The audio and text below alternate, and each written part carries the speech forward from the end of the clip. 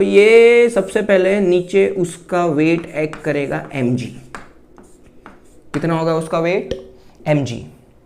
और ये थ्रेड जो है जिससे उसको बांधा है उसमें टेंशन होगा, और वो टेंशन कितना होगा?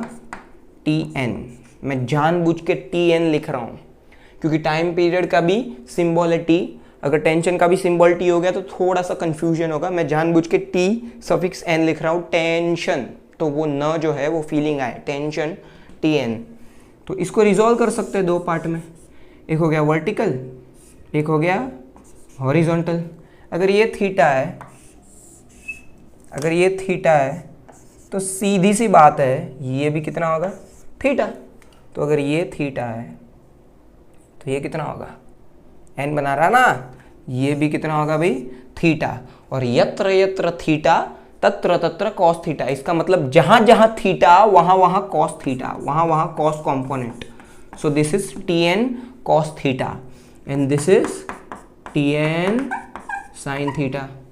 अब ये जो सर्कल में घूम रहा है ये उसी बेस में घूम रहा है ना, उसी सर्कल में घूम रहा है, ऊपर तो नहीं उड़ रहा है। मतलब upward force is equals to downward force.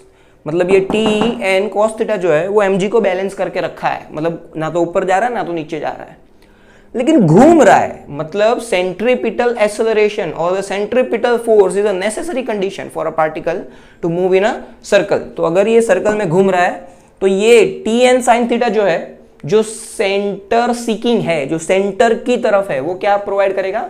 Centripetal force provide करेगा। और ये ट्राइंगल में थोड़ा सा ट्रिग्नोमेट्री लगा देते हैं।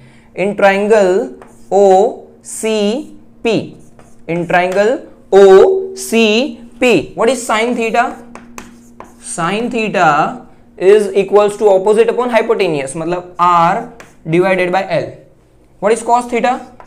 cos theta is adjacent upon hypotenuse, मतलब H divided by L। And what is tan theta?